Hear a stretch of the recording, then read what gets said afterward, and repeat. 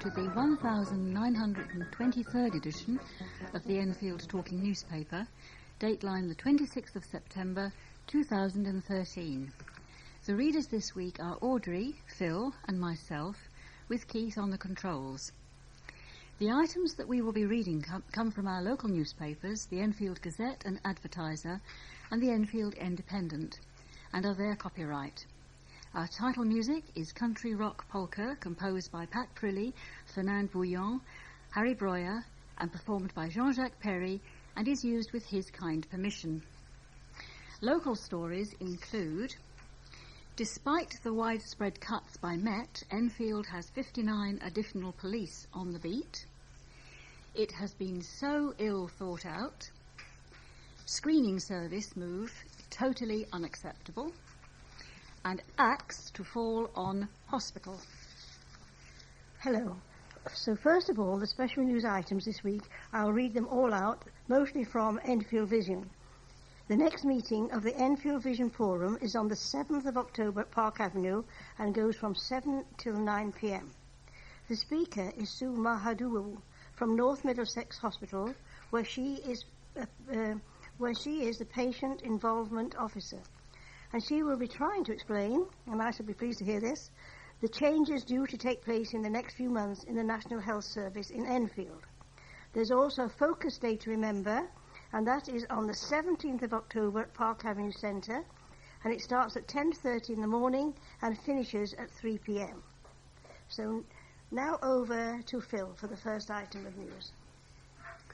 The borough's police force has been boosted by a total of 59 more bobbies on the beat after a widespread shake-up of the Met saw forces throughout the capital forced to make millions of pounds worth of savings.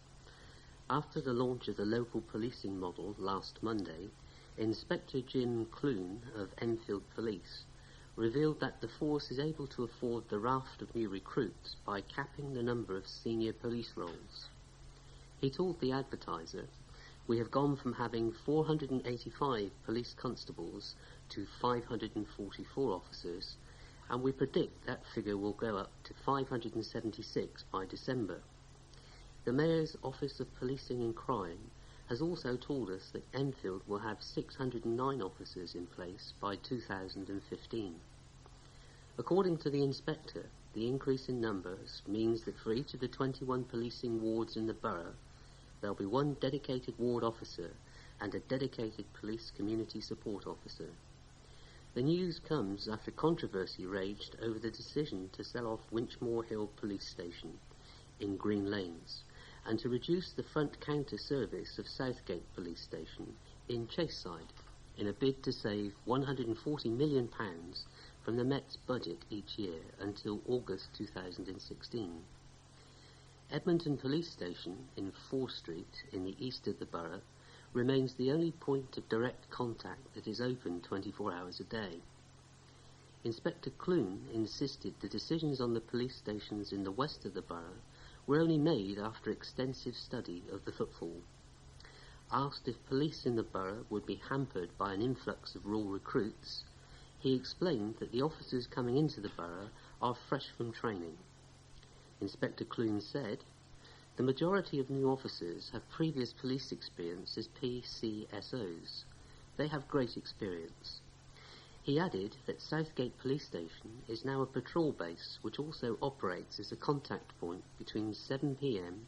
to 8 p.m. on Wednesdays and Thursdays, and on Saturdays between 2 p.m. and 3 p.m. The Hertford Road Safer Neighbourhood Base in Freezy Water will also be open to the public between the same hours. An Enfield Town Police Station is open to members of the public from 10 a.m. to 6 p.m. Monday to Friday. North Middlesex University Hospital in Stirling Way, Edmonton, and the Morrison's Supermarket in Alderman's Hill, Palmer's Green will also offer the same limited front counter service on Wednesdays, Thursdays and Saturdays. Despite the need to satisfy the growing pressure of school spaces, neighbours of one primary school are furious about the impact of its expansion. Building work has commenced to expand George Spicer Primary School in Southbury Road, Enfield, and will open in September 2014 for 360 pupils, with a new car park being built at a park entrance in nearby Ladysmith Road. However, those who live closest to the expansion feel that many problems have been left unanswered. Approved in March 2013 at a raucous Enfield Borough Council planning meeting, issues were raised about the volume of traffic coming down Ladysmith Road, the loss of open space and noise levels. Anne Lee of Ladysmith Road and member of the Save Our Environment, SOE, said, "We have lived here for 45 years very peacefully, but now the traffic and the noise are going to be too much. You can't help children screaming, but to squeeze the school into such a small space is ridiculous. We have to accept that they are going ahead, but it has been so ill thought out and traffic issue has not been dealt with. There is still so much to be done." Paul Mayle, 48, of Ladysmith Road, said the work being done is like an earthquake every time the diggers move. He added, "The traffic will be a nightmare, even now. Going down Ladysmith Road after school is finished is a nightmare. I have no idea how they are going to get even more cars down our road." Town Ward Councillor Michael Rye said, "The new building is so close, the rear garden, that noise will be an issue.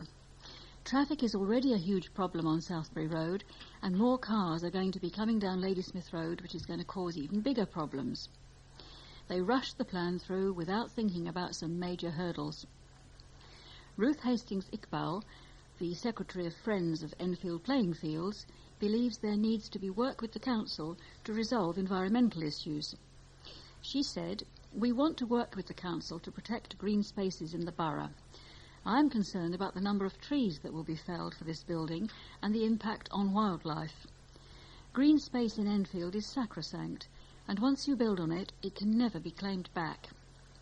Responding to residents' concerns, Councillor Ifa Orhan, the council's cabinet member for children and young people, said, "George Spicer is a good primary school and is oversubscribed by parents who value the quality of the teaching there. Throughout and after the works are finished, we will do everything we can to minimise disruption to people living nearby. And we have already established a dedicated PEP response team to engage with residents and respond to any inquiries or issues that arise." Outrage has been sparked over the decision to relocate breast cancer screening services from Finchley to Enfield. The service, which is available for women between 47 and 73 years old, has been moved from Finchley Memorial Hospital in Granville Road to St Michael's Hospital in Gator Drive. Councillor Helena Hart, Barnet Borough Council's Cabinet Minister for Public Health and Chairman of the Health and Wellbeing Board, has branded the decision totally unacceptable.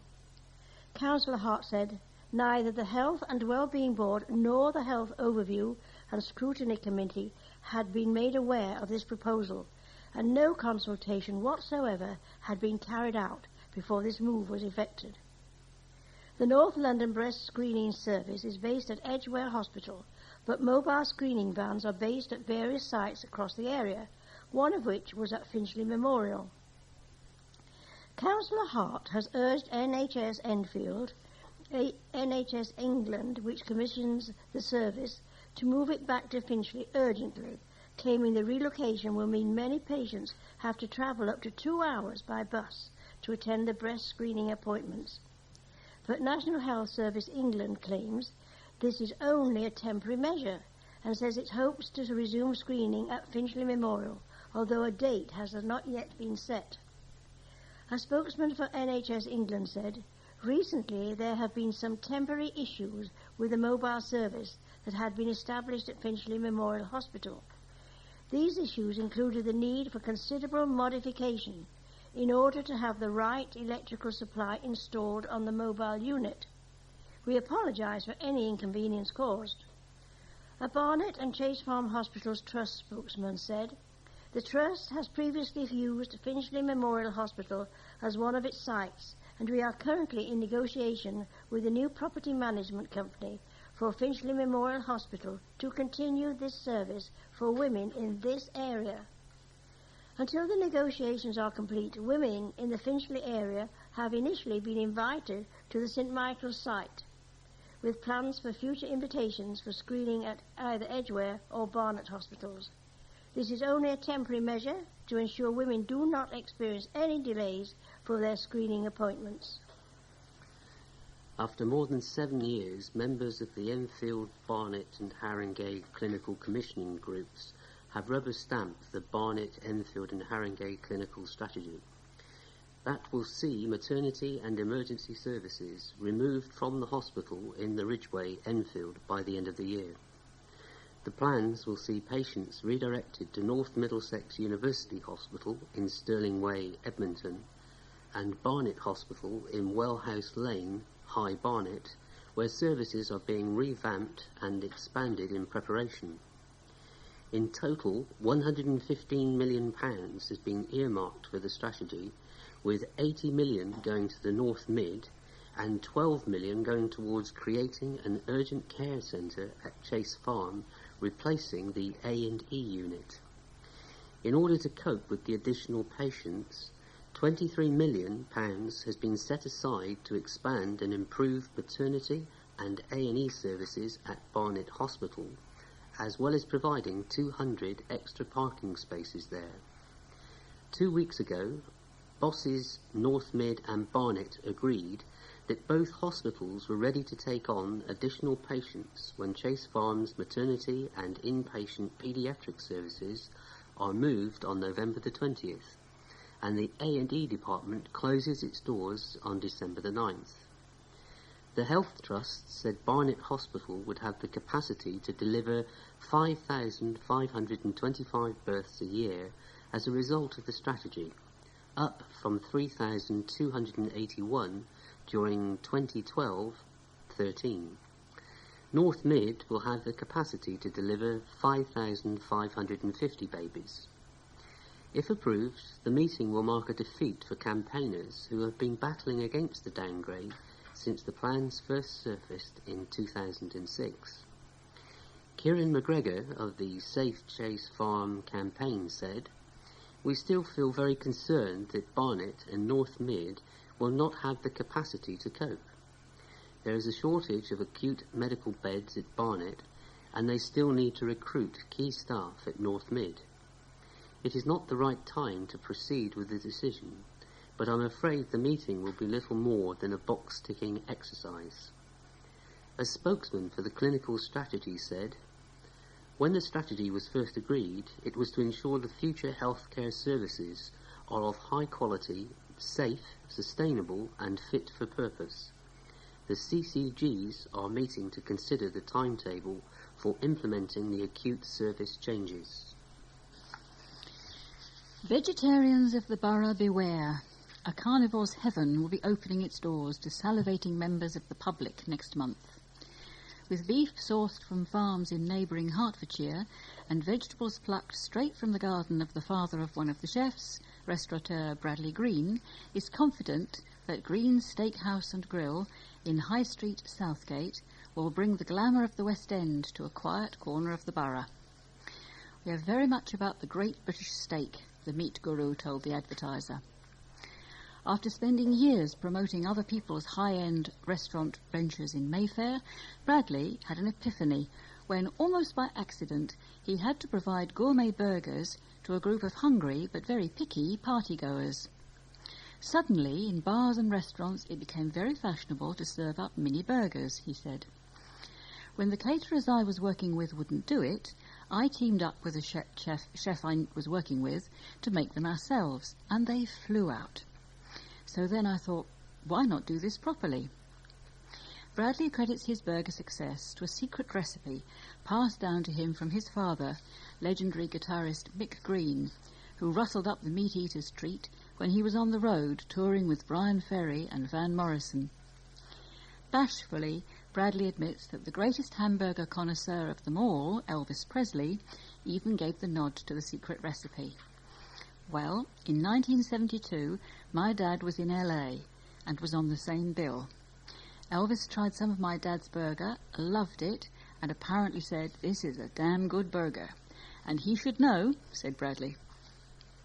After a few long lunches with business chum and renowned restaurateur Marco Pierre White, Bradley decided that his passion for good quality, locally sourced fresh food would find the perfect outlet in a Southgate steakhouse.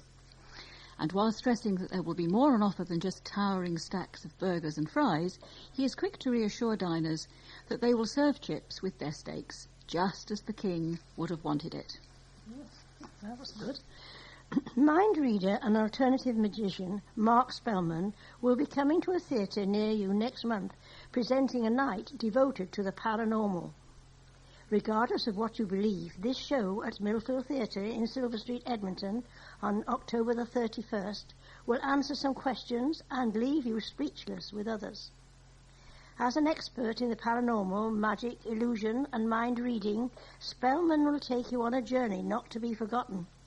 The show is interactive, informative and hugely entertaining, with some surprises in store. And it is a rare opportunity to see Spellman live as the magic man, predominantly performs for private, corporate clients, royalty, politicians and celebrities, including Eric Clapton, Simon Cowell and Richard Branson and Jack Nicholson. Spellman has performed across the world, both live and on television, and his largest audience to date was 22 million people via live television across Asia in 2010. Following a sold-out show at the Dugdale Centre in Enfield Town at the end of last year, this night of Halloween entertainment should be a big draw. The show is rated PG and suitable for anyone aged 10 and over. To book tickets, which cost £20 and £19 online, call the box office on 020 8807 6680. That's 8807 6680. Or visit www.millfieldtheatre.co.uk. We have teamed up with Spellman to offer one lucky reader the chance to win a pair of tickets to the show. To be in with a chance of winning, just answer the following question. Which world-famous magician and escapologist died on Halloween? And the answers could be Harry Potter, Harry Houdini, and the Great Soprendo. Have you got any ideas, folks? Great Soprendo. I don't know. Send your answer along with your name, address and a daytime telephone number to Spellman Competition, North London and Hearts Newspaper, 187 Baker Street, Enfield. That's EN1 3JT. I'll tell you again, because it sounds a good show, doesn't it? To Spellman Competition, North London and Hearts Newspapers, 187 Baker Street, Enfield, or EN1 3JT. Alternatively, you could email your answer plus all of your contact details to jim@brock@northlondonnews.co.uk with Spellman as the subject matter. Entries close on Friday, October the 4th, and usual North London and Hearts newspapers competition rules apply.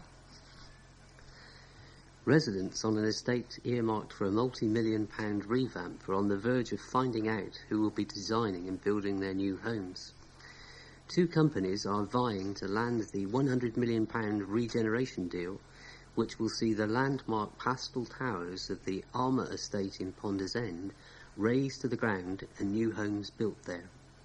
The comparative merits of bids from Countryside Properties and Lang O'Rourke were weighed up against each other at a meeting of Enfield Council's Cabinet in the Civic Centre in Silver Street, Enfield, last Thursday night. Although financial details of the bids and the resulting decision have yet to be made public, Chairman of the Alma Residents Association, Ricky Powell, believes that as far as residents of the estate are concerned, it is a 50-50 split between the two proposals of both developers. After more than a year of intense negotiations between residents and planning chiefs, Mr. Powell said, "We carried out a poll among residents to see which proposals they preferred, but really it was too close to call. It is all good as we are going to get new homes and everybody is looking forward to the announcement of which developer has secured the bid. Both developers plan to replace the 4 tower blocks besides Ponders End railway station with low-rise masonettes, with one single high-rise block of flats on the edge of the new estate. Countryside Properties, working with New Lawn Housing Trust, plans to build 794 homes, 59% of which will be owned privately. Lang O'Rourke, which is working with community regeneration partner Keep Moat, has proposed building 734 homes, of which 29% will be owned privately. Lang O'Rourke and Keep Moat have also proposed that 214 homes will be dedicated to council housing, compared with 200 under Countryside Properties plans, and 57 of them will be 3 or 4 bedroom family homes, one more than Countryside Properties proposal. The successful bidder will be announced at a meeting between the developers, councillors and residents on October the 15th. Both developers have included a private gym in their plans for the estate. Although it will not be a council-run leisure centre, planning bosses insist it will be affordable. The takeover of Barnet and Chase Farm Hospital's NHS Trust by the Royal Free is on track, according to a report heard by health chiefs last week. As a result of a change in the law that dictates all hospital trusts need to be financially strong enough to be ready for foundation status by 2014, and following a financial review in July 2012 that found the Barnet and Chase Farm Trust would never achieve that level of financial stability alone, a bidder was sought who could take on the task. The Royal Free in Pond Lane, Hampstead, was the only trust to express an interest, and its takeover bid looks set to go ahead. And in a meeting of the Health and Wellbeing Board at Enfield Civic Centre in Silver Street last week, Enfield Council's Cabinet Member for Health and Adult Social Care, Don McGowan, sought reassurance from health bosses that the Royal Free's move into the Basildon Hospital Trust would not have an impact on the takeover bid. Voicing concern that the Royal Free might be diverting resources away from the merger, Mr McGowan asked Liz Wise, Chief Officer of the Enfield Clinical Commissioning Group, Royal Free are also planning to take over at Basildon. Will their involvement there affect this? Ms Wise explained that the takeover and the buddy-up with Basildon were two very different things. There are rumours that the Royal Free have been asked to buddy Basildon. That is categorically not a takeover, she said. She added that Secretary of State for Health, Jeremy Hunt, had launched a system by which failing trusts were paired with successful ones in order to learn from the successes. She stressed to Mr McGowan that the Royal Free's mentoring of Basildon would not divert attention from the planned takeover. Part of the report delivered by Ms Wise revealed that both the Barnet and Chase Farm and Royal Free trusts believe that additional funding would be needed in the short term, as the 2013-14 budget for Barnet and Chase Farm shows a planned deficit of £16.4 million. She confirmed that the Royal Free would be seeking transitional funding from NHS England to help cover the costs of the takeover. Police are appealing for help in tracing a man they wish to speak to in connection with the fatal shooting of Zafar Eren in Southgate early this year.